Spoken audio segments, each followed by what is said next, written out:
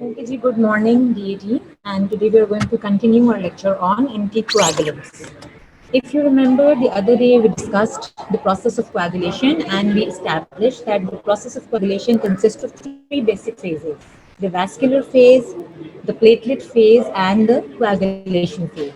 And then we discussed different stages of these three phases just in order to see where and when which drugs are going to act.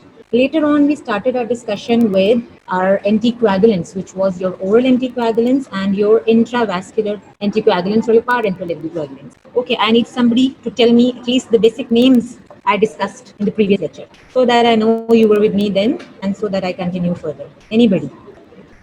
Which drugs did we discuss in the previous lecture?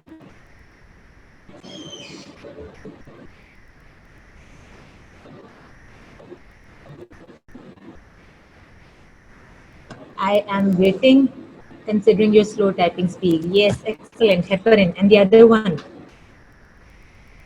warfarin. Excellent. So we discussed heparin and warfarin. Heparin was your parenteral anticoagulant, and warfarin was your orally acting anticoagulant.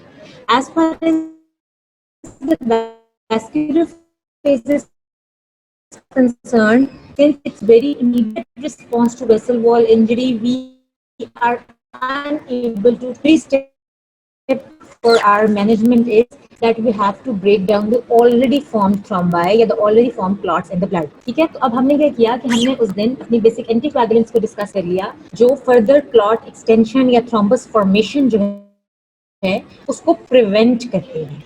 आज हमने आगे continue करना है thrombolytics के साथ जो कि already formed thrombi जो हैं उनको ब्रेक डाउन करते हैं. हेपरिन और वाइफरिन के सारे फीचर्स हम डिस्कस किए थे and lastly we were on this slide which is now present on your screens जहाँ पे हमने हेपरिन और वारफरिन के डिफरेंसेस डिस्कस किए थे and this is a standard university question because this is one of the simple questions from this chapter and we usually expect that you being dental students are going to be asked rather simple questions instead of very difficult ones. Okay, so don't forget to discuss this thing.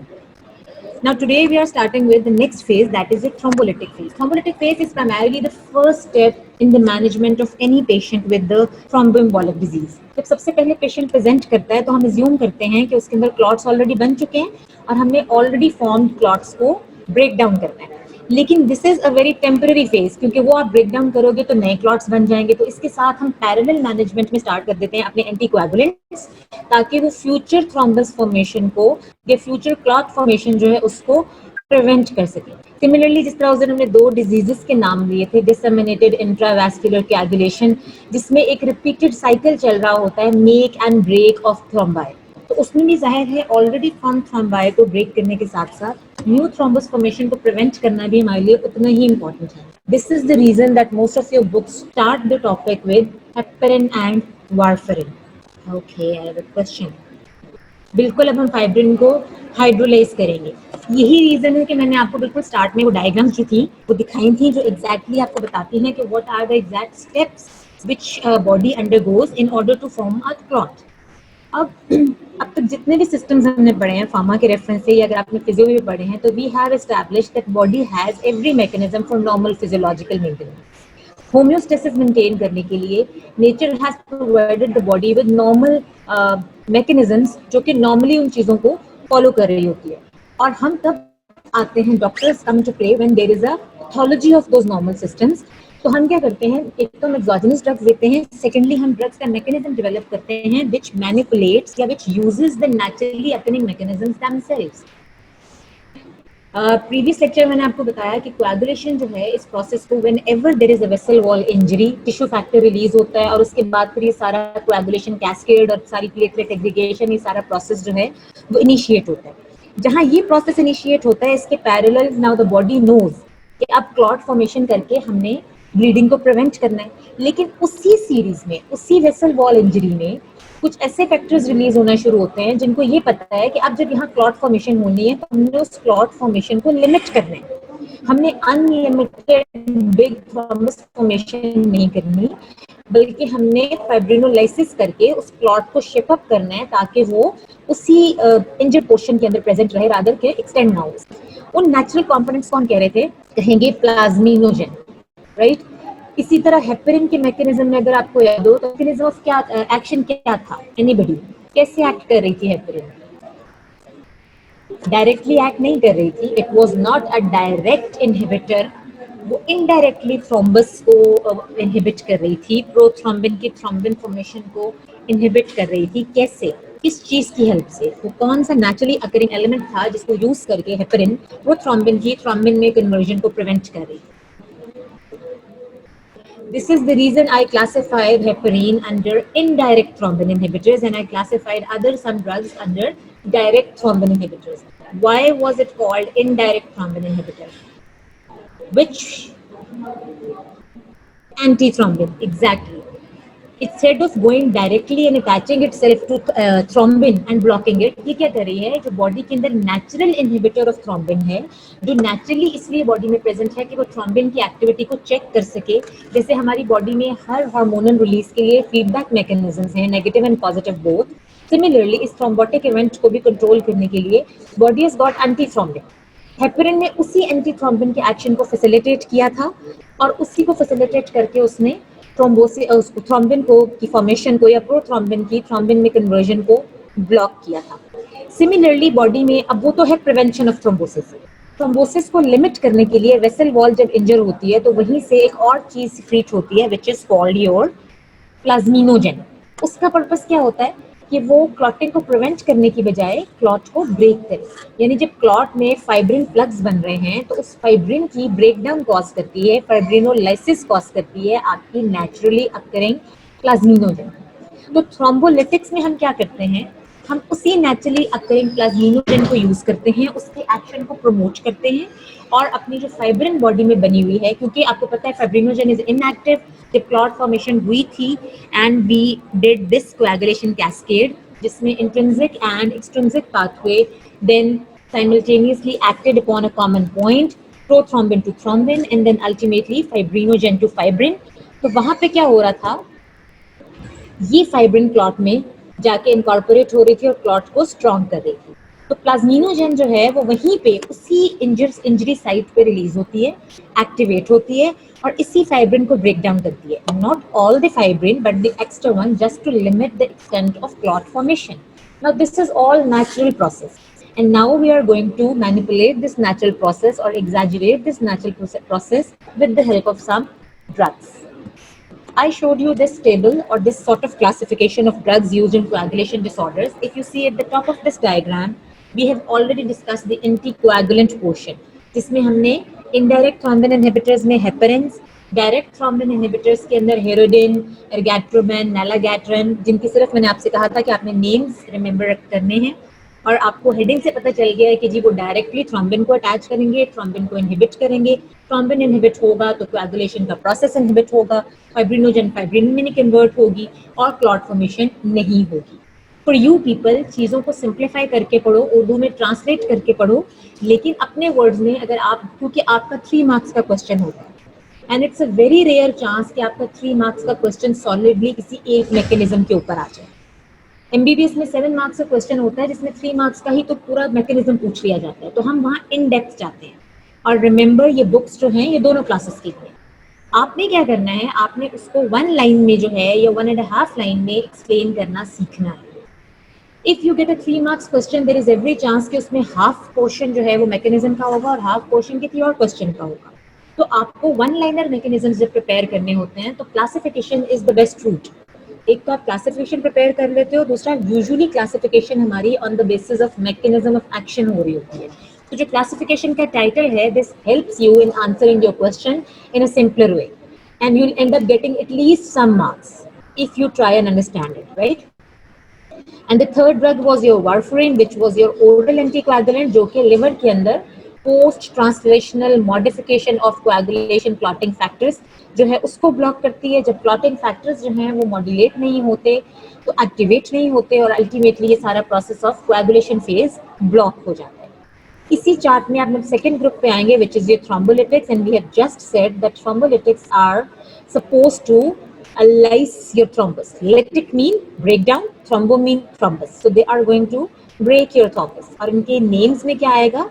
Streptokinase and tissue plasminogen activators. इसमें certain drugs हैं जो सब classification में करूँगी तो उसमें थोड़ा detail में explain कर दूँगी, but यहाँ पर आपके लिए ये 2-3 नाम ही काफी हैं. Okay? What happens in fibrinogen? It enhances the degradation of clots. It causes the activation of your endogenous proteases. Endogenous means which is already present inside the body. And plasminogen is converted into plasmin. अब तक मैं को ये 4 से 5 दफा बात repeat कर चुकी हूँ कि plasminogen is the natural protein present inside the body which is meant to break fibrin clots. Plasmin breaks down the fibrin clots. तो ये modification और limitation of thrombosis में काम आती है. Now look at this diagram. Diagrams are the best way of learning. Because आपको science says that आप जो जितने टेक्स्ट पढ़ते हो उसको रिटेन करने की क्वालिटी आपके ब्रेन में कम है. पिक्टोरल मेमोरी जो है वो ज़्यादा स्ट्रॉन्ग है आपका. So try to focus on the flow charts and diagrams, and even in the exams try to depict your answer with the help of your flow charts. आप जब इंग्लिश के sentences लिखते हो तो unfortunately you right up and up writing the wrong English, और अच्छी भली चीज़ को, अच्छे भले आंसर को आप रॉन्गली एक्सप्लेन कर देते हो जिसकी वजह से एग्जामिनर उसको मिस इंटरप्रेट करता है. तो try to support your answers with your flow charts. Flow charts में आपके is and are, grammar, English language के जो जितने भी हिचेस एंड क्लिचेस हैं वो एलिमिनेट हो जाते हैं और आपका आंसर जो है वो एक सिंपलर फॉर्म में एग्जामिनर तक पहुंच जाता है. You might not get full credit but you will get some credit, और उससे ये होगा कि आपके एग्जाम की पास परसेंटेज जो है वो इम्प्रूव हो जाएगी. Plasminogen. Okay, I have a question right here. Okay. Plasminogen is converted into plasmin, और इसी प्लाज्मिनोजन की और ये प्लाज्मिन का आप नीचे देखोगे the plus sign shows the promotion and the negative sign shows the inhibition. Book में जहाँ जहाँ एक्टिवेशन और इनहिबिशन की बात होती है तो उसको हम डायग्रामेटिकली प्लस और माइनस साइन से डिपिक्ट करते हैं. तो प्लाज्मिन जो है वो आप देखो कि वो फाइब्रिनोजन को भी डिग्रेड कर रहा है. फाइब्रिनोजन वैसे तो इनएक्टिव है, लेकिन अगर वो प्रेजेंट होगी तो उसकी फाइब्रिन में कन्वर्जन के चांसेस होंगे in the presence of thrombin. तो हम क्या करते हैं कि उस फाइब्रिनोजन को भी डिग्रेड कर देते हैं प्लाज्मिन से, और जो ऑलरेडी एक्टिवेटेड फाइब्रिन है which is part of your clots उसको भी हम डिग्रेड कर जाते हैं फाइब्रिन स्प्लिट प्रोडक्ट्स में with the help of plasmin. ये है नेचुरल प्रोसेस. ये जो साइड से ड्रग्स आ रहे हैं these are going to show how we are going to manipulate और how we are going to exaggerate और इनहैंस दिस नेचुरल प्रोसेस. तो जो आपकी स्ट्रेप्टोकाइनेज है वो क्या करती है, वो इस प्लाज्मिनोजन की प्लाज्मिन कन्वर्जन को इनहैंस करती है. सिमिलरली आपके टिश्यू प्लाज्मिनोजन एक्टिवेटर एनालॉग्स जो हैं जो क्या काम करते हैं, टिश्यू प्लाज्मिनोजन एक्टिवेटर भी ऑलरेडी टिश्यूज में प्रेजेंट होते हैं. हम उसके एनालॉग्स जब बाहर से देते हैं, एक्सोजेनसली देते हैं, तो उनको हम कहते हैं टिश्यू प्लाज्मिनोजन एक्टिवेटर एनालॉग्स. वो भी वही काम करते हैं जो बॉडी में naturally present tissue plasminogen activator करेगा, कि वो प्लाज्मिनोजन को प्लाज्मिन में कन्वर्ट करते हैं and then plasmin is going to do its own action. जो right side of the diagram है उसको इस वक्त आप इग्नोर करो. जब हम सारे क्लॉटिंग डिसऑर्डर्स की जो हम कर लेंगे, एंटी कोएगुलेंट्स को स्टडी कर लेंगे, तो एंड में फिर हम ब्लीडिंग डिसऑर्डर्स को जो कंट्रोल करते हैं तो उस वक्त हम एंटी प्लाज्मिन्स को देखते हैं. अब आप ये देख सकते हो कि अगर हम प्लाज्मिनोजन को प्लाज्मिन में कन्वर्ट करवा के तो क्लॉट फॉर्मेशन को प्रिवेंट कर रहे हैं, इसका मतलब है हम ultimately in other words bleeding को प्रमोट कर रहे हैं. सो इन सम केसेस या in some diseases when there is excessive bleeding, तो उस एक्सेसिव ब्लीडिंग को हम कंट्रोल भी कर सकते हैं इसी तरीके से कि हम इसी प्लाज्मिनोजन की प्लाज्मिन में कन्वर्जन को ब्लॉक कर दें. और जब ये प्लाज्मिनोजन की प्लाज्मिन में कन्वर्जन ब्लॉक होती है with the presence of aminocaproic acid and tranexamic acid, तो उसको हम कहते हैं कि ये drug used in bleeding disorder है. Drug used in bleeding disorders में यूजुअली क्लिनिकली यही यूज होती है. ट्रानेक्सामिक एसिड को ट्रांजामीन के नाम से यूज किया जाता है क्लिनिकली, जिसका काम ये होता है कि वो रिगार्डलेस ऑफ द फैक्ट कि आपकी ब्लीडिंग किसी जेनेटिक डिसऑर्डर की वजह से है, हीमोफीलिया की वजह से है या किसी भी और प्रोसेस की वजह से है, वो सिंपली उसको सिम्टोमेटिकली मैनेज कर ले और वो प्लाज्मिनोजन को प्लाज्मिन में कन्वर्ट ना होने दे. जो बॉडी के नेचुरल क्लॉट फॉर्मेशन का प्रोसेस है उसको सपोर्ट करे, उसकी ब्रेक डाउन या उसकी फाइब्रिनोलाइसिस को प्रिवेंट करे. I hope this diagram is clear to you people. Almost every book has this flow chart in some form or another. There is no problem with that. Thank you, Ikra. You know, it's very difficult to keep on talking monotonously without any response or any involvement from the other side. तो अगर आप में से जो बच्चे respond करते हैं वो फिर प्रॉम्प्ट करते हैं टीचर को भी अपने लेक्चर को उसी तरह से उसके अकॉर्डिंगली मॉडिफाई करने के लिए.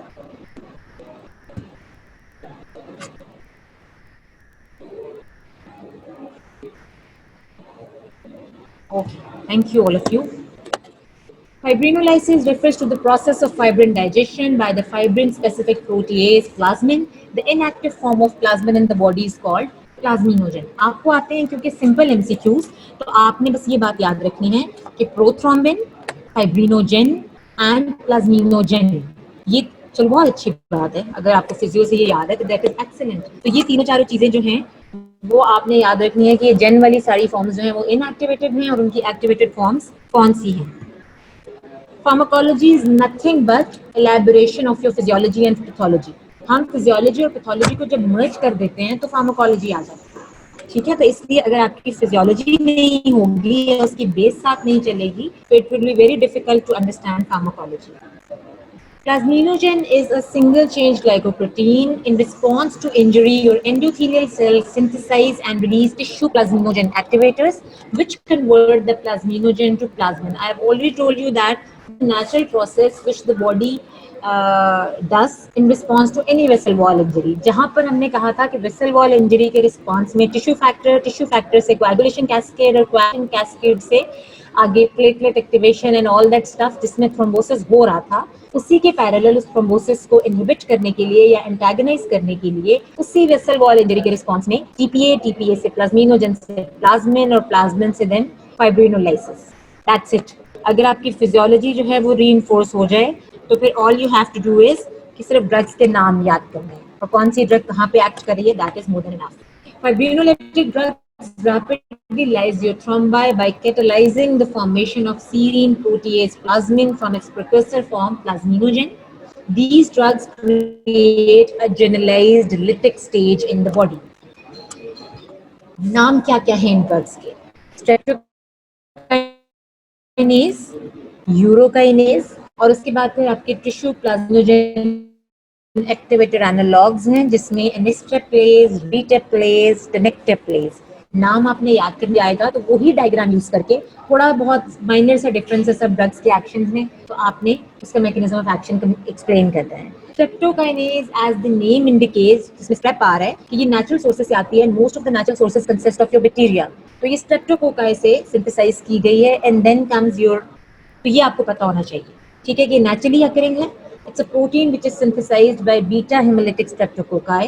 By itself, it has no intrinsic enzymatic activity. It combines with your endogenous proactivator plasminogen, and then this enzymatic complex catalyzes the conversion of inactive plasminogen to plasmin. काम वही है कि plasminogen को plasmin में convert करना है. सिर्फ problem ये है कि डायरेक्टली एक्ट नहीं करती बल्कि ये बॉडी में जाके एक एंडोजेनस प्रोटीन के साथ कंबाइन करती है और फिर वो कॉम्प्लेक्स जो है वो जाके प्लाज्मिनोजन से प्लाज्मिन कन्वर्जन जो है उसको प्रमोट करता है. And this is the first and foremost drug which is given in clinical emergencies of myocardial infarction, जिसको हम एसके कहते हैं कॉमन लैंग्वेजेस में, राइट. और हाफ लाइफ इसकी होती है 80 मिनट्स. यूरोकाइनेज फंक्शन तकरीबन सेम है. Human enzyme which is synthesized by the kidneys and that directly converts plasminogen to plasmin. अब काम क्या है? बिल्कुल वही वाला है. उसमें एंडोजेनस प्रोएक्टिवेटर की हेल्प चाहिए थी, इसमें किसी एंडोजेनस ग्रोथ का. शॉर्टकमिंग क्या है कि इसकी हाफ लाइफ बहुत शॉर्ट है. एंड सेकेंडली नेचुरली अगर ये आप ह्यूमन सोर्सेस को सिंथेसाइज करोगे या इसको एक्सट्रैक्ट करोगे तो इस तरह की ड्रग्स रिलेटिवली एक्सपेंसिव होती हैं जिसमें टिश्यू इंजीनियरिंग और मॉडिफिकेशन रिक्वायर्ड हो. Tissue plasminogen activator. प्लाज्मिनोजन मैंने आपको भी पहले बताया है कि आपके टिश्यू से वेसल वॉल इंजरी से टीपीए सेक्रेट हो रहा था जो नेचुरली प्लाज्मिनोजन जो है उसको प्लाज्मिन में कन्वर्ट कर रहा है. तो टीपीए की एनालॉग्स जो है वो एग्जैक्टली वही काम करेंगे जो बॉडी में प्रेजेंट टीपीए कर रहा है. ठीक है. अच्छा, ये एक और मजे का point. These activators activate plasminogen which is bound to fibrin only. यानी आप अल्लाह ताला का नेचुरल कंट्रोल देखें कि वो unchecked tissue plasminogen activator action जो है उसको सपोर्ट नहीं कर रहे. पीपी वेसल वॉल इंजरी पे सिक्रीट जरूर हो रहा है. अब आपकी अक्ल कहती है कि अगर वो आ रहा है तो वो तो बॉडी के सारे फाइब्रिन को डिग्रेड कर देगा या वो सारे प्लाज्मिनोजन को एक्टिवेट कर देगा और एक ओवरऑल ब्लीडिंग की सिचुएशन क्रिएट हो जाएगी. तो ऐसा नहीं है. वो स्पेसिफिकली सिर्फ उसी प्लाज्मिनोजन को एक्टिवेट करता है जो कि फाइब्रिन के साथ बाइंड होती है. और फाइब्रिन क्या है? वो एक्टिवेटेड फॉर्म ऑफ फाइब्रिनोजन है जो सिर्फ क्लॉट के अंदर प्रेजेंट होती है. बाकी बॉडी में तो इनएक्टिव फाइब्रिनोजन प्रेजेंट है, वो तो क्लॉट के अंदर एक्टिवेट होगी ना. और वो कब एक्टिवेट होगी? जब ऑलरेडी कोएगुलेशन प्रोसेस जो है वो एक्टिवेट हुआ होगा. तो ये चीज सेंसेस में नहीं होगी. Now we come to the clinical indications, clinical uses. ये आपके सेम नेम्स हैं. आपको क्वेश्चन में इंडिकेशंस का वर्ड भी लिखा हुआ आ सकता है और आपको क्लिनिकल यूजेस का वर्ड भी लिखा हुआ आ सकता है. Pulmonary embolism, myocardial infarction. I hope you all know what is embolism. Severe DVT, deep venous thrombosis, such as superior vena cava syndrome. अगर आप ये सेंटेंस नहीं भी लिखो, DVT is fair enough for you people. Ascending thrombophlebitis. Thrombophlebitis, anybody knows what is this? When का नाम याद रखने की जरूरत नहीं है. अगर हम फेलेबाइटिस कह रहे हैं तो हम इन्फ्लेमेशन की बात कर रहे हैं और फेलेबाइटिस मींस कि किसी वेसल की इन्फ्लेमेशन की बात कर रहे हैं. तो थ्रोम्बोसिस और इन्फ्लेमेशन का प्रोसेस जो है इलियोफेमोरल वेन में उसको हम कहते हैं ascending thrombophlebitis, right. And then your acute ischaemic stroke. Ischaemic stroke basically क्या है? स्ट्रोक नेचुरली आपको पता है कि जब आपकी ब्रेन के अंदर कोई इंजरी चल रही है. और इस्कीमिक स्ट्रोक मींस कि there is some sort of, नहीं बेटा मीग्रेन में क्यों होगा? मीग्रेन तो आपकी ब्रेन में है. यहाँ हम इलियोफेमोरल की बात कर रहे हैं. इलियोफेमोरल कहाँ होगी? लेग्स में, लोअर लिम्ब में, ठीक है. इसलिए it has nothing to do with brain. Ischemic stroke की अगर हम बात करें तो उसमें क्या होता है कि अगर आपके यही थ्रोम्बा है या यही क्लॉट जो है वो आपकी सेरेब्रल वेसल्स को ब्लॉक कर लें तो सेरेब्रल वेसल की ब्लॉकेज की वजह से जो है इस्कीमिक स्ट्रोक हो जाएगा, क्योंकि आपके ब्रेन के टिश्यूज जो हैं उनका इस्कीमिया हो जाएगा. तो इसीलिए मैंने उस दिन कहा था कि इस्कीमिक स्ट्रोक और हेमरेजिक स्ट्रोक में डिफरेंशिएट करना इज वेरी इंपॉर्टेंट. तो इस्कीमिक स्ट्रोक के सिनेरियो में हम लोग नेचुरली जो है थ्रोम्बोलिटिक्स भी दे सकते हैं, हम एंटीकोएगुलेंट्स भी देंगे. लेकिन उसके पैरेलल अगर हेमरेजिक स्ट्रोक हो रहा है, सिम्टम्स क्योंकि बहुत सिमिलर होते हैं, तो हेमरेजिक स्ट्रोक में अगर हम लोग यही चीजें दे देंगे तो वो तो डिजास्टर्स हो जाएगा. वो पहले ब्लीड की वजह से. तो यही वजह है कि आपने अगर कोई सीवीए के साथ पेशेंट प्रेजेंट होता है, अगर ब्रेन के किसी इशू के साथ पेशेंट प्रेजेंट करता है, तो there is very important point जिसमें हमने डिफरेंशिएट करना है कि ये हेमरेजिक स्ट्रोक है या इस्कीमिक स्ट्रोक है. इस्कीमिक स्ट्रोक में हम ये सब चीजें यूज करते हैं और हेमरेजिक स्ट्रोक में इन सब चीजों को अवॉइड करते हैं.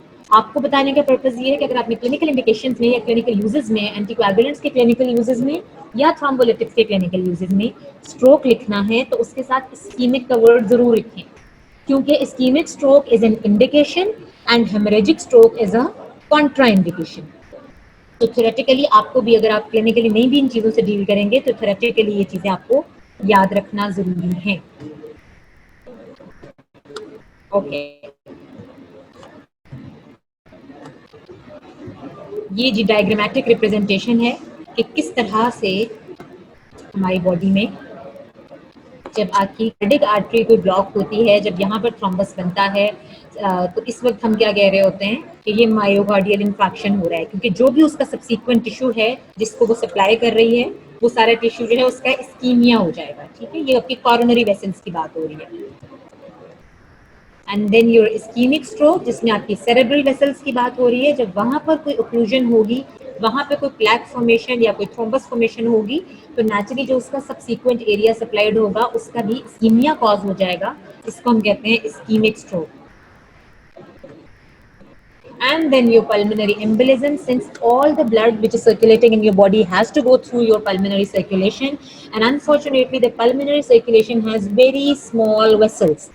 तो अगर एक छोटा सा भी क्लॉट होगा तो there is a probability of blockage in your alveolar blood supply.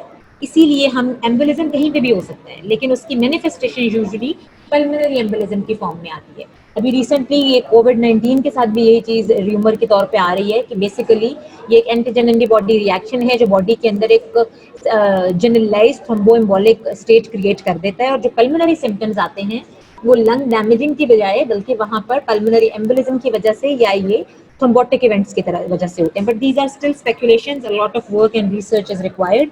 ये शेयर करने का पर्पस ये है कि आपकी रियल लाइफ से रिलेट करना है आपकी स्टडीज को, सो दैट अगर आप घर बैठ के पढ़ने की बजाय सोशल मीडिया पे कोविड-19 को भी देख रहे हैं तो उसको भी इसके साथ कोरिलेट कर सकें।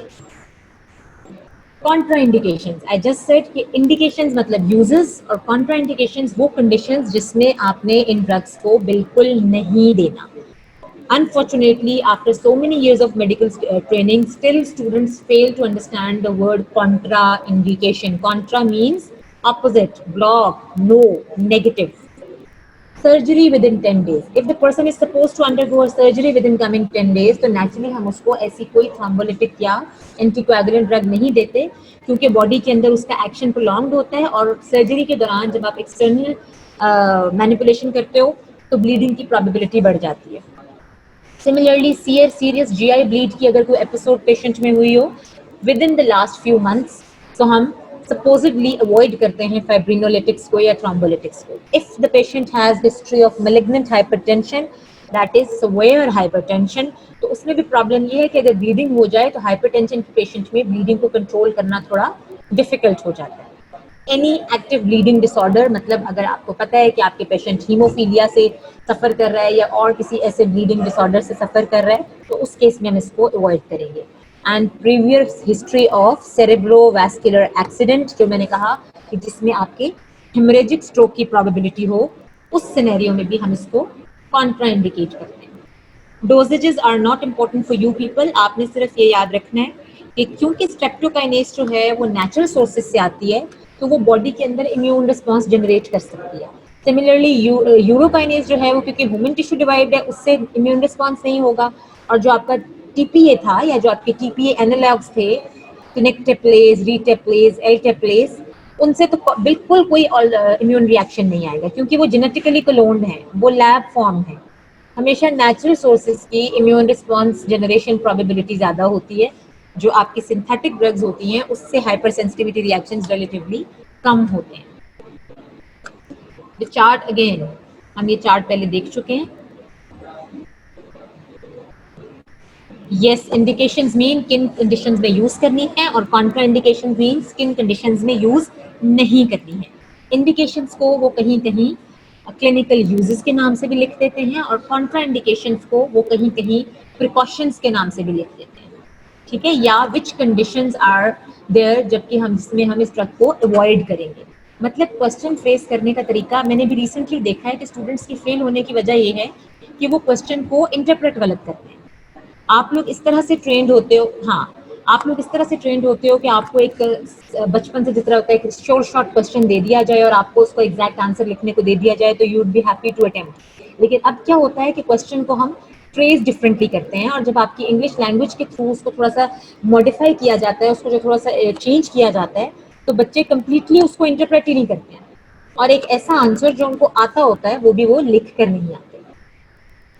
Okay, heparin which was your parental anticoagulant, warfarin which was your oral anticoagulant. आपके थ्रोम्बोलिटिक ड्रग्स के अंदर ये प्रोटोटाइप मतलब मेन ड्रग, आप लोगों के लिए इंपॉर्टेंट है कि आप हर चैप्टर में फार्मा में प्रोटोटाइप्स पे फोकस करें, ठीक है। और बाकी ड्रग्स के आपको नाम तो आते होंगे, जब आपने प्रोटोटाइप प्रिपेयर की, इवन हम एमबीबीएस में भी यही कहते हैं कि आप प्रोटोटाइप प्रिपेयर करो और प्रोटोटाइप के अकॉर्डिंगली मैकेनिज्म और इफेक्ट्स प्रिपेयर करो, और अगर उससे सिमिलर कोई भी ड्रग आ जाए तो वही नॉलेज उसके ऊपर अप्लाई करो। थ्रोम्बोलिटिक ड्रग्स की प्रोटोटाइप स्ट्रेप्टोकाइनेज है, सेकेंडरी ड्रग्स में यूरोकाइनेज और टीपीए एनालॉग्स आ जाते हैं, और अब हम लास्ट ग्रुप अपना स्टार्ट करने लगे हैं which is your anti platelet drugs, जिसमें हमारी प्रोटोटाइप होगी एस्पिरिन। Alright, okay.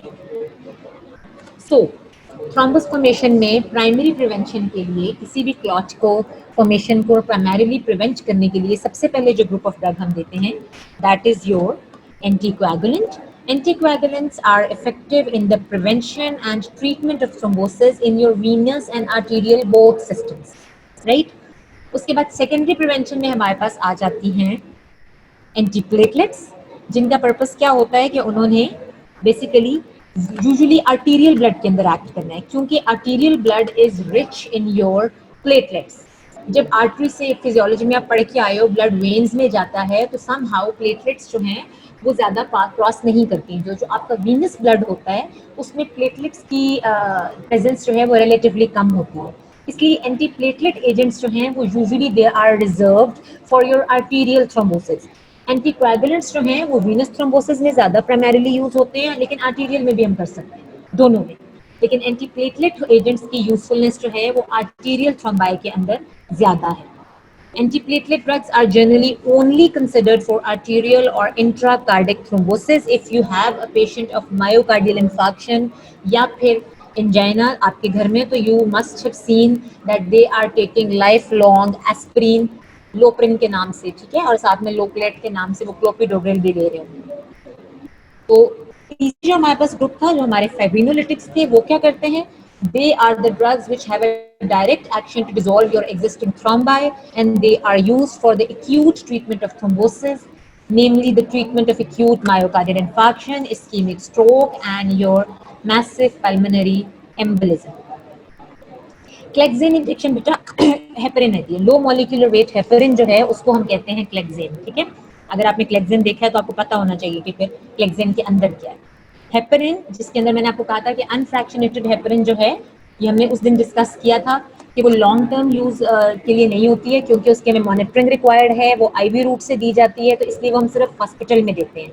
अगर आपने डिस्चार्ज पेशेंट को घर में देना है तो हम लो मॉलिक्यूलर वेट हेपरिन देते हैं, क्योंकि वो सबक्यूटेनियस इंजेक्शन की फॉर्म में जाती है, जो कि आप घर पे भी लगा सकते हो, और सेकेंडरीली उसका रिस्क ऑफ ब्लीडिंग रिलेटिवली कम होता है, एंड थर्डली उसकी मॉनिटरिंग रिक्वायर्ड नहीं होती है। तो इसलिए क्लेक्सेन इंजेक्शन जो है वो आपकी एग्जैक्टली कोरोना में भी दे रहे हैं। मैंने अभी थोड़ी देर पहले कहा कि कोरोना के अंदर अब रिसेंट रिसर्च यही कह रही है कि कोई लंग डिस्ट्रक्शन की बजाय ये एक बॉडी का थ्रोम्बो एम्बोलिक इवेंट है, जिसमें पूरी बॉडी के अंदर ऐसा इम्यून रिस्पॉन्स जनरेट होता है जो क्लॉटिंग को प्रमोट करता है। तो अब समझो कि डीआईसी जैसी कंडीशन हो गई है बॉडी में, ओवरऑल हर जगह कोएगुलेशन हो रही है, तो जो भी आपका ससेप्टेबल ऑर्गन होगा उसमें प्रोबेबिलिटी है कि वहां पे क्लॉट जाकर स्टक हो जाए। और क्योंकि लंग्स जो है वो सबसे ज्यादा सेंसिटिव है, सारी ब्लड सप्लाई वहां जा रही है और वहां जाके सॉर्ट ऑफ ब्लड फिल्टर हो रहा होता है, तो इसलिए लंग्स के अंदर पल्मोनरी एम्बोलिज्म के फॉर्म में ये ज्यादा जल्दी मैनिफेस्ट होता है। अभी रिसेंटली आपने केसेस सुने होंगे जो अपेरेंटली कोरोना से रिकवर कर गए, but on the third fourth day वो मायोकार्डियल इन्फेक्शन की कंप्लेन के साथ दोबारा प्रेजेंट की है, या गॉड फॉरबिड वो उनकी डेथ हो गई। तो उसमें क्या रीजन थी कि वही हम सपोज करते हैं कि वही over activation of your thromboembolic events जो है वो अल्टीमेटली मायोकार्डियल इन्फेक्शन या थ्रोम्बोसिस में रिजल्ट किया है। And yes, you are right, absolutely, D dimer test से हम उसको डायग्नोज भी कर रहे हैं। लेकिन स्टिल मैं ये बात रिपीट करूंगी कि दीज आर ऑल स्पेकुलेशन। आपकी बुक्स में अब तक जितनी डिजीजेज आप पढ़ रहे हो बेटा, उस पर years and years of research have been done. हमने हर एस्पेक्ट से उनको स्टडी किया है, उसके बाद उनको बुक्स में डाला है। तो कोरोना तो भी इनिशिएट हुआ है, it's going to take us at least another 10 years to establish इसका पैथोफिजियोलॉजी, इसकी ड्रग्स, वो सारी चीजें क्या हैं, ठीक है। तो that is the reason it is thought to be very dangerous, क्योंकि जब किसी चीज का पता नहीं होता तो फिर उससे ज्यादा डर लगता है। Okay, the last group of discussion is your anti platelet agent. ये मैं इसीलिए इंटरेस्ट ले रही हूँ और मैं चाह रही हूँ आप भी इंटरेस्ट लो, क्योंकि आजकल की जो प्रॉब्लम है उसके ऊपर जो है ये बहुत ज्यादा उसके साथ कोरिलेटेड है। कुछ हॉस्पिटल्स दे रहे हैं इंटरल्यूकिन के साथ भी इसको डील करें, क्योंकि वो भी देन अगेन आपको पता है कि जो साइटोकाइंस हैं वो आपके इन्फ्लेमेटरी प्रोसेसेस जो हैं उसका एक हिस्सा है, तो वो hospital to hospital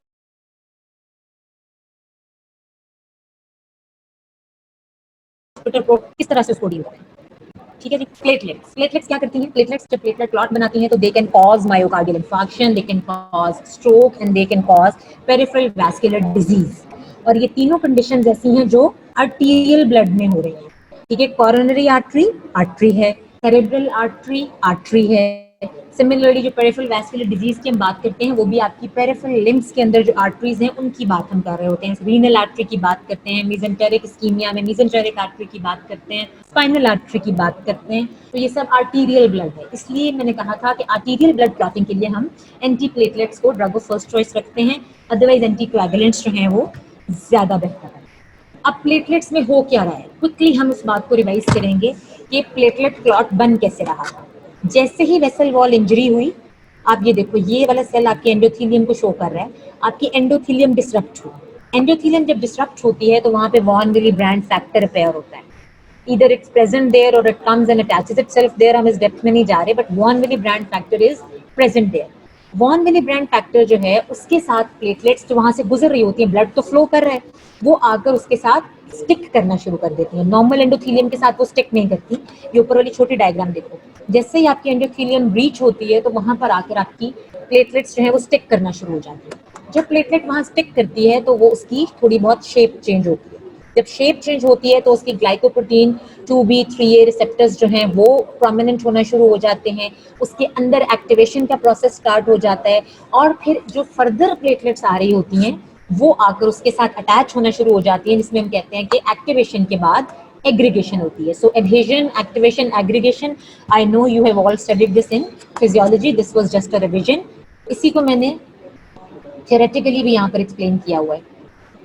yes, platelet plug बनेगा, लेकिन हमने यहाँ पर ये देखना है कि प्लेटलेट प्लग के वो छोटे छोटे कंपोनेंट्स जिसको हम फिजियोलॉजी में इग्नोर कर देते थे, यहाँ पे हमने उन्हीं को यूज करना है, हमने उन्हीं को ब्लॉक करना है। जब हम उनको ब्लॉक कर देंगे तो प्लेटलेट प्लग नहीं बनेगा।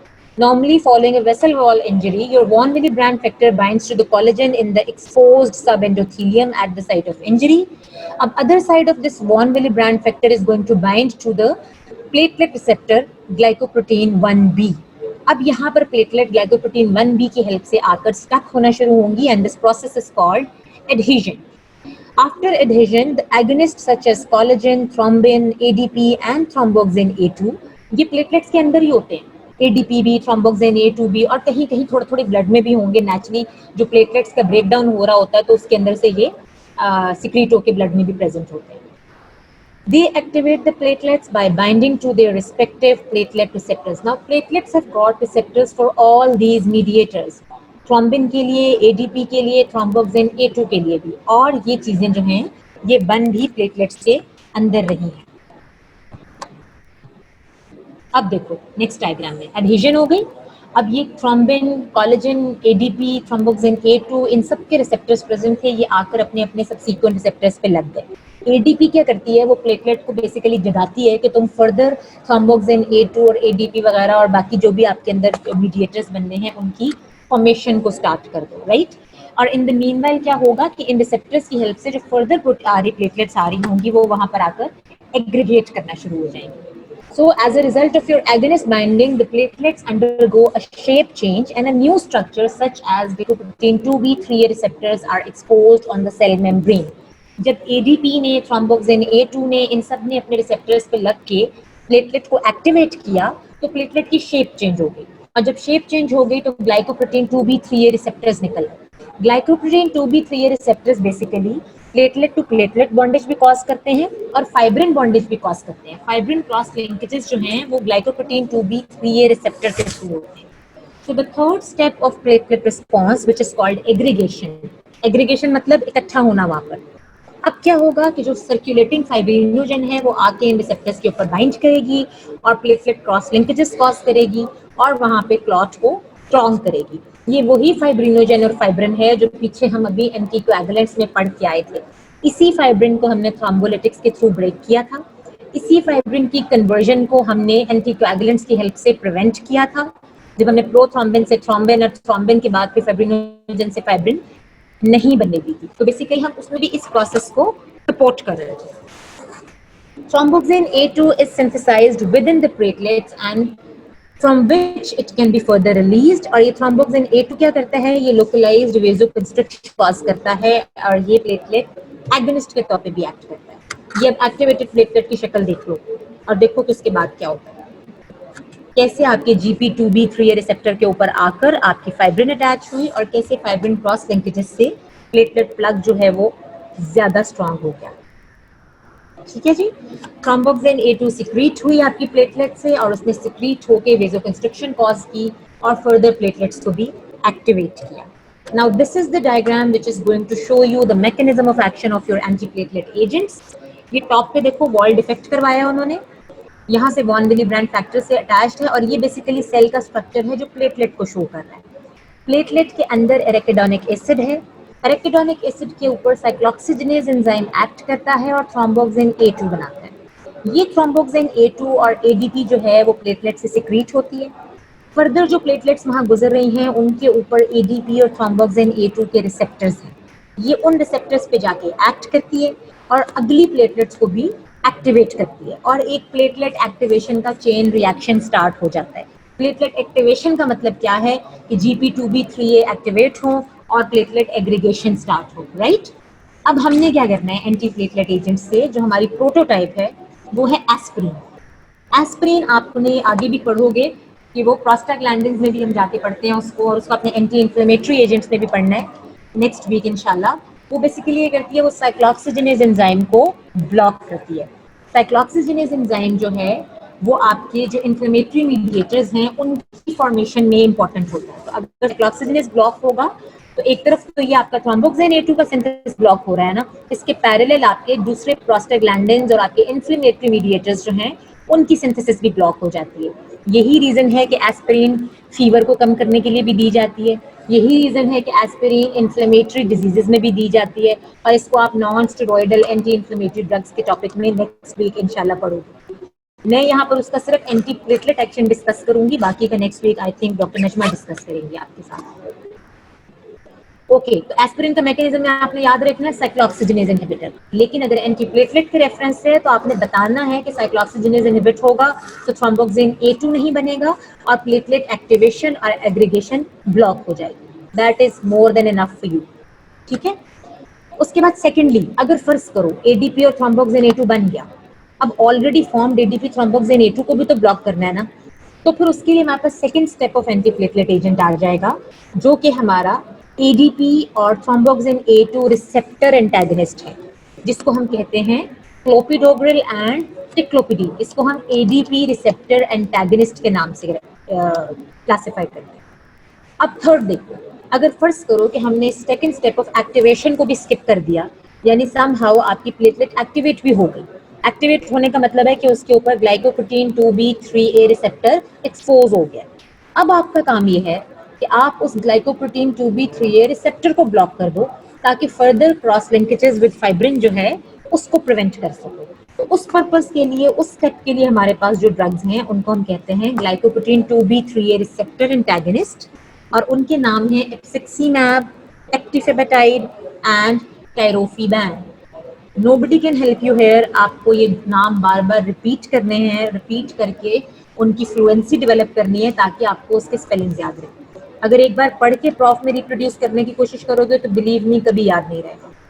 अभी इसी वक्त इसको बार बार रिपीट करो, इतनी बार रिपीट करो कि वो आपके एक फ्लो की तरह, उसकी स्पेलिंग्स आपको याद करने की जरूरत ना पड़े, बल्कि वो फ्लो में आपकी जबान से निकले। I am repeating it for your ease, abciximab, eptifibatide, and your third one is tirofiban. Okay, तो ये तीन स्टेप्स हैं जिसमें हम एंटी प्लेटलेट एजेंट्स को क्लासिफाई करते हैं। सबसे पहले साइक्लोऑक्सीजनेज इनहिबिटर, जो थ्रोम्बोक्सिन A2 की सिंथेसिस को ब्लॉक कर रहा है। उसके बाद अगर वो सिंथेसाइज हो गया है तो एक्टिवेशन के लिए को ब्लॉक करने के लिए ADP एंटागनिस्ट, जिसमें हमारी क्लोपिडोग्रिल और टिक्लोपिडीन है। ये लो प्लेट के नाम से मार्केट में अवेलेबल है और मायोकार्डियल इंफार्क्शन के पेशेंट्स इसको ऑलरेडी यूज कर रहे हैं। और अगर हमने एक्टिवेशन का प्रोसेस भी स्किप कर दिया है तो थर्डली हमारे पास फिर ऑप्शन रह जाएगी ग्लाइकोप्रोटीन 2B3A रिसेप्टर एंटागनिस्ट, जिसमें एप्सिक्सीमैब, एक्टिफेबेटाइड और टाइरोफिबैन है, जो GP2B3A रिसेप्टर को ब्लॉक करेंगे और उसकी वजह से होने वाले फाइब्रिन क्रॉस लिंकेजेस को ब्लॉक कर देंगे। तो ये तीन स्टेप्स हैं जो आपने यहाँ पर याद रखने हैं। एस्पिरिन को थोड़ा सा हाईलाइट कर लेते हैं क्योंकि ये रिपीट होनी होती है। ये वही प्लेटलेट मैंने थोड़ी सी बड़ी करके लगाई है यहाँ पे। साइक्लोऑक्सीजनेज 1 एंजाइम है ये, ठीक है। बाकी बॉडी में कहीं कहीं साइक्लोऑक्सीजनेज 2 एंजाइम भी आएगा, जो इन्फ्लेमेटरी स्पेसिफिक मीडिएटर है, जो कि स्पेसिफिकली इन्फ्लेमेटरी प्रोस्टाग्लैंडिन्स को सिंथेसाइज कर रहा है, ठीक है। तो आपने साइक्लोऑक्सीजनेज 1 को with in the platelet block कर दिया। जब वो ब्लॉक हो गई तो थ्रोम्बोक्सिन A2 नहीं बनी। अब इसमें मजे की बात यह है कि ये इरिवर्सिबल ब्लॉकेज है। एस्पिरिन उसको सैलिसाइलेट कर देती है, उसको इरिवर्सिबली ब्लॉक कर देती है। लिहाजा as long as the platelet lives, ये मैकेनिज्म ऑफ एक्शन तब तक परसिस्ट करता है। प्लेटलेट की लाइफ तक वो platelet further thromboxane A2 synthesise नहीं कर सकेगी, ठीक है। इसलिए हमने ये बात याद रखनी होती है कि ये इरिवर्सिबल इनहिबिशन है, साइक्लोऑक्सीजनेज 1 एंजाइम है, और क्योंकि ये इरिवर्सिबल है तो 7 डेज तक अप्रॉक्सीमेटली एक प्लेटलेट का लाइफ स्पैन होता है, तो 7 डेज तक उस प्लेटलेट में एक्शन परसिस्ट करता है। लेकिन हम पेशेंट्स को डेली क्यों देते हैं? क्योंकि प्लेटलेट्स जो हैं वो साइक्लिकली जनरेट हो रही होती हैं, तो अगर पुरानी वाली ब्लॉक भी हो गई है तो नई वाली को भी आपने उसके पैरेलल ब्लॉक कर दिया। So now you see that why the prophylactic use of aspirin is very helpful in prevention of myocardial infarction. अगर किसी को एंजाइना है तो उसको भी हम ये देते हैं प्रिवेंट करने के लिए। अगर किसी को एक बार एमआई हुआ है तो फ्यूचर एपिसोड्स को प्रिवेंट करने के लिए हम उसको लाइफ लॉन्ग एस्पिरिन जो है वो देना शुरू कर देते हैं। एंटीप्लेटलेट डोज क्या है? 75 मिलीग्राम टू 375 मिलीग्राम, लेकिन यूजुअली इसको 75 मिलीग्राम पर डे ही यूज किया जाता है, लेकिन अब टिल 375 mg हम इसको एक्सटेंड कर सकते हैं। मेजर यूजेस मैं आपको ऑलरेडी बता चुकी हूँ, आपने मायोकार्डियल इंफार्क्शन, एंजाइना, स्ट्रोक, इसके अलावा जो भी आपकी कॉरोनरी आर्टरी बाईपास ग्राफ्टिंग है उसकी ओक्लूजन, इस तरह की सारी चीज़ें जिसमें आपकी आर्टीरियल क्लॉट्स की बात हो रही है, वहाँ आपने एस्पिरिन यूज करनी है। एडवर्स इफेक्ट्स क्या हो सकते हैं? Aspirin can cause gastric upset, gastric duodenal ulcers, ये तो हर कॉमन बंदे को पता है, हर बंदे को पता है कि एस्पिरिन से आपकी जो है गैस्ट्रिक अल्सर्स हो जाते हैं। रीजन क्या है? किसी को इसका रीजन पता है? अगर कोई इसका रीजन बता दे तो मैं उस बच्चे को बहुत इंटेलिजेंट समझूंगी। ये तो आपको पता है ना कि एस्पिरिन पहले तो फीवर के लिए भी बहुत ज्यादा यूज होती थी, फिर बाद में क्यों इसको थोड़ा सा इसका यूज लिमिट किया गया, और अब आजकल इंटायरेक्ट कोटेड एस्पिरिन मार्केट में आ रही है, क्योंकि हम कह रहे थे कि एस्पिरिन की वजह से गैस्ट्रिक अल्सर्स की प्रोबेबिलिटी इंक्रीज हो जाती है, और क्योंकि हम इसको ओरली ले रहे हैं तो जाहिर है गैस्ट्रिक अल्सर तो फिर बहुत ज्यादा कॉमन हो जाएगा। क्यों करती है ये gastric ulcer? Anybody? If you don't know the answer at least try a simple no, so that I know कि ये आपका टाइपिंग डिले नहीं है बल्कि यू डोंट नो। एनीवन?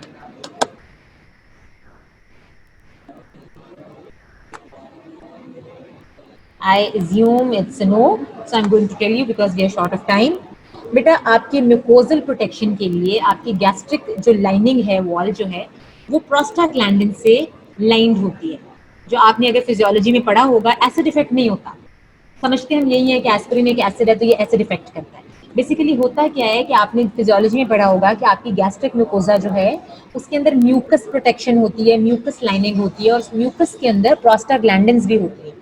ये आपकी नॉर्मल होम्योस्टेटिक प्रोस्टाग्लैंडिन्स हैं जिनका काम है कि वो आपकी म्यूकोजा जो है उसको प्रिवेंट करें आपके जो भी आप फूड बाहर से ले रहे हो उससे। जब आप पेशेंट को एस्पिरिन देते हो तो वो आपकी नॉर्मल साइक्लोऑक्सीजनेज, क्योंकि साइक्लोऑक्सीजनेज 1 भी करती है ब्लॉक और साइक्लोऑक्सीजनेज 2 को भी ब्लॉक कर देती है, तो जो वहाँ पे आपकी नॉर्मल होम्योस्टेटिक साइक्लोऑक्सीजनेज 1 है, जब वो ब्लॉक हो जाती है तो आपकी जो लोकल म्यूकोजा है उसकी प्रोस्टाग्लैंडिन जिस प्रिवेंटिव कोटिंग है वो ब्लॉक हो जाती है। तो जब वो कोटिंग ब्लॉक हो जाएगी, एक गोली खाने से नहीं होता गैस्ट्रिक अल्सर।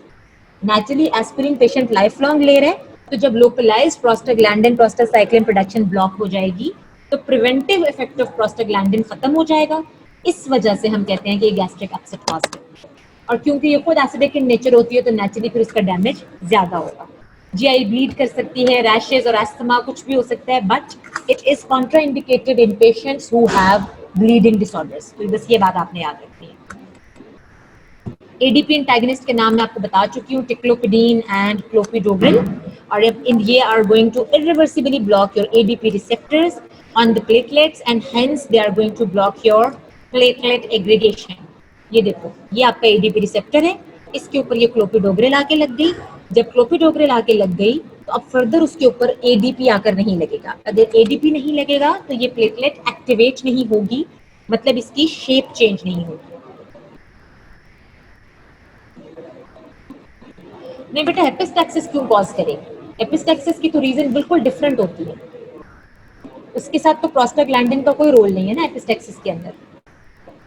हाँ, अगर किसी के अंदर प्रोबेबिलिटी ज्यादा है एपिस्टैक्सिस की, या कोई पेशेंट प्रोन टू एपिस्टैक्सिस है, तो जाहिर है उसकी ब्लीडिंग, क्योंकि एस्पिरिन ने आपके प्रिवेंशन खत्म कर देनी है, उसने प्लेटलेट एग्रीगेशन खत्म कर देनी है, तो हम ये कह सकते हैं कि अगर epistaxis already patient is prone to epistaxis तो उस पेशेंट में एपिसोड ज्यादा हो सकते हैं। ठीक है, एक नॉर्मल पेशेंट के अंदर एपिस्टैक्सिस नहीं करवाएगी, क्योंकि जाहिर है एपिस्टैक्सिस को रोकता कौन है? प्लेटलेट क्लॉट, और जब आपने प्लेटलेट ही ब्लॉक कर दी एस्पिरिन की हेल्प से, तो प्लेटलेट क्लॉटिंग नहीं होगी, तो जो आपकी प्राइमरी प्रिवेंशन है, जो आपका फर्स्ट डिफेंस ऑफ बॉडी है, वो ब्लॉक हो गया होगा। इसलिए हम इसमें एपिस्टेक्सिस को लेबल नहीं करेंगे, जनरलाइज्ड ब्लीडिंग का नाम लेंगे कि किसी भी तरह की ब्लीडिंग जो है उसको ये प्रमोट कर सकती है, उसके अंदर हम नहीं लेंगे। स्टमक लाइनिंग की ब्लीडिंग हो जाएगी ना जब वहां पर लोकली जो है आपका, एक तो ये कि प्लेटलेट्स एक्टिवेटेड नहीं है, फाइन। दूसरा, आपकी स्टमक लाइनिंग की प्रोस्टाग्लैंडिन्स जो है वो खत्म हो गई हैं साइक्लोसिस में इसकी ब्लॉकेज से।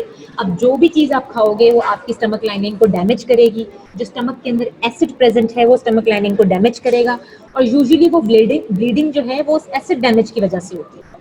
पर हाँ, हम कह सकते हैं कि उसमें सेकेंडरी इफेक्ट ये भी है कि क्योंकि वहाँ पे लोकली प्लेटलेट्स भी जो है वो ब्लॉक्ड हैं, तो नेचुरली वो ब्लीडिंग जो है वो फिजियोलॉजिकली नहीं रुकती। तो ये भी एक कंट्रीब्यूटिंग फैक्टर है। But the major cause is कि हम प्रोस्टाग्लैंडिन इनहिबिट कर रहे हैं, और प्रोस्टाग्लैंडिन जो है वो नेचुरली गैस्ट्रिक एसिड अल्सरेशन को प्रिवेंट करती है।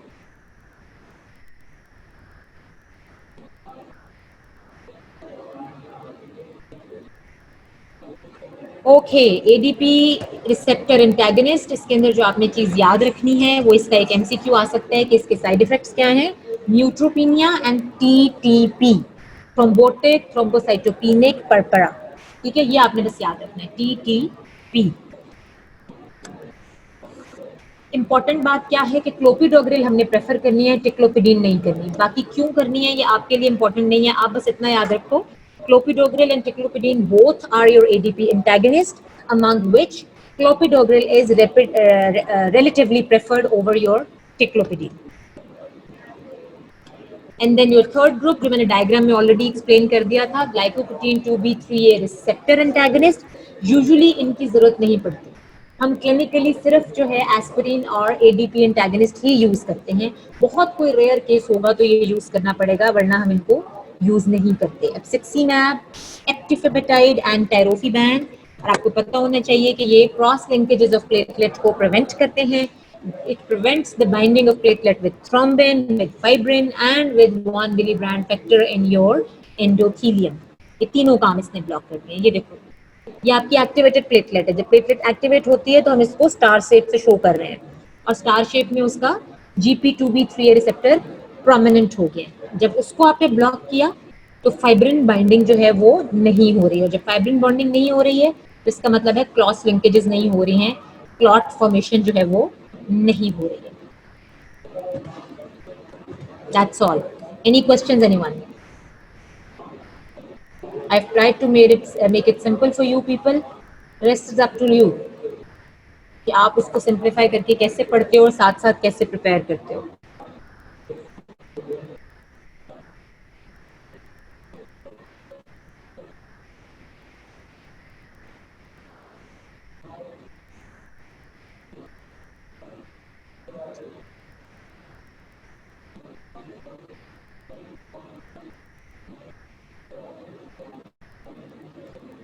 बेटा, ये जो 7 चैप्टर्स और 2 डेज वाला प्रॉब्लम है, unfortunately this is beyond my control, क्योंकि जाहिर है ये तो फिर ओवरऑल हमारी एडमिनिस्ट्रेशन की और सारी जो डिफरेंट डिपार्टमेंट्स इसकी कोलैबोरेशन के साथ ही प्रिपेयर होती है ना ये चीज़।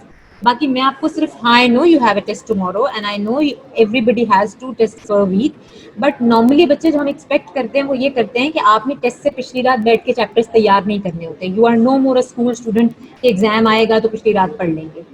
You are expected to understand and prepare everything parallelly. A medical student is supposed to be studying all through the 4 or 5 years of his student life.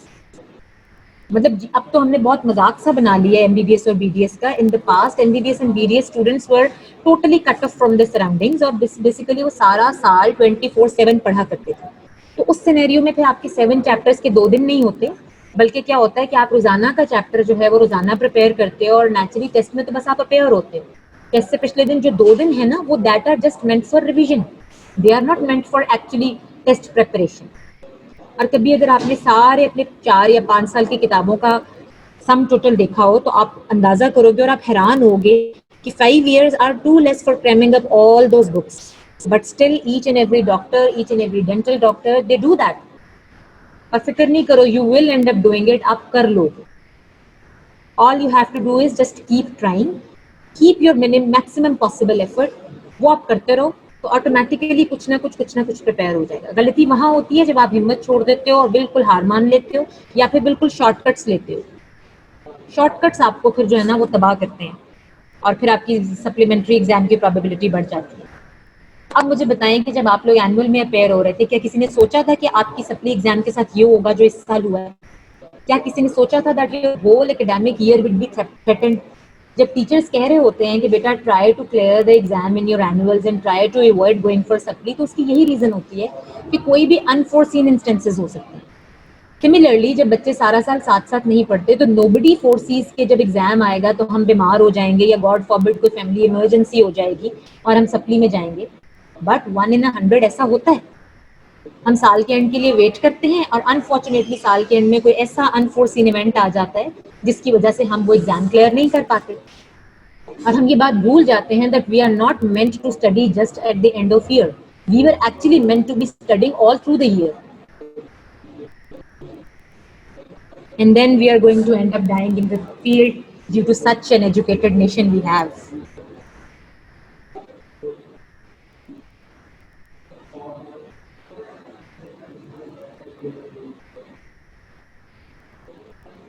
Okay, so I think everything is clear so far. Prepare your notes and prepare your books and you can ask any question anytime. Questions पूछो, उस पर कोई पाबंदी नहीं है, जितनी बार मर्जी पूछो। जो हमें नहीं आते होंगे मैं रिसर्च करके उसके आंसर्स आपके लिए ढूंढ के लाऊंगी, बट एग्जाम आपने खुद प्रिपेयर करना है। Thank you very much.